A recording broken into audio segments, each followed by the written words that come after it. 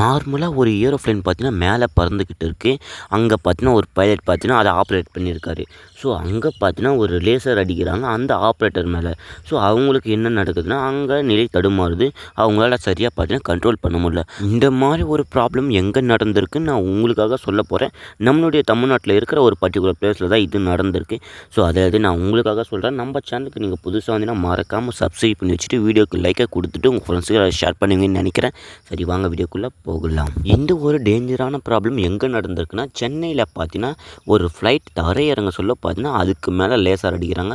So laser அடித்தோடனே பார்த்தீங்கன்னா அங்கே இருக்கிற பைலட்டுக்கு பார்த்தீங்கன்னா நிலை தடுமாறுது. அதாவது பார்த்தீங்கன்னா அவங்களால சரியாக கண்ட்ரோல் பண்ண முடியலன்னு சொல்லியிருக்காங்க.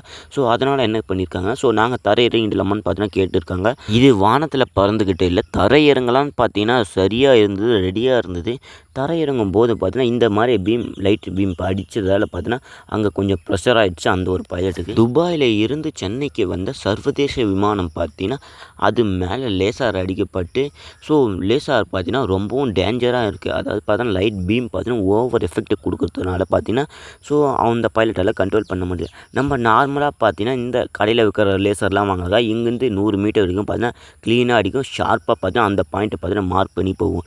இதுவே பார்த்தீங்கன்னா இவ்வளோ டார்க் பிரைட்னஸான பீம் கொண்ட விமானத்து மேலே அந்த அளவுக்கு அடிய முடியும்னா இது எந்த அளவில் பவர்ஃபுல்லாக இருக்குன்னு பார்த்துங்க இந்த ஒரு லேசர். இந்த ஒரு சம்பவம் எங்கே நடந்திருக்குன்னா ஸோ சென்னையில் நடந்திருக்கு.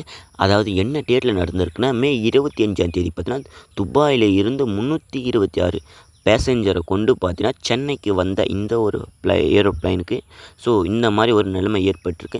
நல்ல வேளை இந்த ஒரு ப்ராப்ளத்தால் பார்த்தீங்கன்னா பைலட் பார்த்தீங்கன்னா கொஞ்சம் தடுமாறினா கூட கண்ட்ரோல் பண்ண முடியலனா கூட பார்த்தீங்கன்னா ஓரளவு பார்த்தீங்கன்னா அட்ஜஸ்ட் பண்ணிக்கிட்டு தான் கண்ட்ரோல் பண்ணிட்டாரு. ஸோ அதுக்கப்புறம் நான் எந்த ஒரு பேசஞ்சருக்கும் எந்த ஒரு ப்ராப்ளமும் ஆகலைன்னு தான் சொல்லணும். இதுக்கு முன்னாடி பார்த்தீங்கன்னா இதே சம்பவம் நடந்திருக்கானான்னு கேட்டிங்கன்னா நடந்திருக்கு. 2023 2024 ஸோ போன ஆண்டு தான், அதாவது பார்த்தீங்கன்னா முடிஞ்ச ஆண்டில் தான் நடந்திருக்கு. அதே மாதிரி தான் சென்னையில் விமானம் பார்த்தீங்கன்னா தரையிறங்க சொல்ல பார்த்தீங்கன்னா லேசார் பட்டிருக்கு. ஸோ அதே மாதிரி தான் பல சம்பவங்கள் பார்த்தீங்கன்னா இதே மாதிரி தொடர்ச்சியாக கண்டினியூஸாக நடக்கிறதுக்கு என்ன காரணமாக இருக்கும். ஸோ இதுக்கு சொல்யூஷனை கொடுத்தே ஆகணும். ஸோ கரெக்டான சொல்யூஷனை கொடுக்கணும்னு பார்த்தீங்கன்னா ஒரு பக்கத்தில் பேச்சு ஓடிக்கிட்டு தான் இருக்குது. இந்த மாதிரி லேசர் அடித்தா உள்ளே இருக்கிற பேசஞ்சருக்கும் ஆபத்து கிடையாது, எல்லாருக்குமே ஆபத்து தான். அதாவது பார்த்தீங்கன்னா பைலட் என்ன சொல்கிறாங்கன்னா இந்த மாதிரி லேசர் அடிக்க சொல்ல பார்த்தீங்கன்னா எங்களுக்கு கன்ஃபியூஷன் ஆகுது, நாங்கள் என்ன பண்ணுறதுன்னு ஒன்றுமே புரியல. ஸோ எங்களுடைய மைண்டு பிளாங்காக இருக்குது இந்த ஒரு லேசர் அடிக்க சொல்ல மட்டும். ஸோ நாங்கள் என்ன தான் பண்ணுறதுன்னு ஒரு பக்கத்தில் நாங்கள் டவுட்டாகவே ஆயிரும்னு பார்த்தா அவங்க சொல்லியிருக்காங்க அவங்க தரப்புல இருந்து. இதுவும் தரை இறங்குற விமானத்து மேலே இந்த மாதிரி அடித்து அவங்க லேண்ட் பண்ணும்போது யாராவது கூடமா எதனா பண்ணிட்டா கூட பார்த்தா மிகப்பெரிய சிக்கல் ஏற்படுறதுக்கு நிறைய வாய்ப்பு இருக்குதுன்னு தான் சொல்லணும். ஸோ இந்த மாதிரி பண்ணுறதுக்கு கொஞ்சம் ஸ்டாப் பண்ணி வைக்கணும்னு நான் நினைக்கிறேன். பைலட் என்ன சொல்லியிருக்காங்கன்னா நாங்கள் இந்த க்ரீன் லைட் அடித்தோடனே லேசர் அடித்த உடனே பார்த்தீங்கன்னா ஸோ நாங்கள் கீழே இறங்கிடலாமான்னு கேட்டிருக்காங்க. ஸோ அதுக்கு பார்த்தீங்கன்னா மக்கள் எல்லோரும் பார்த்தீங்கன்னா உள்ளே இருந்த பேசஞ்சர் எல்லோரும் பார்த்தீங்கன்னா பயப்பட ஆரம்பிச்சிட்டாங்க.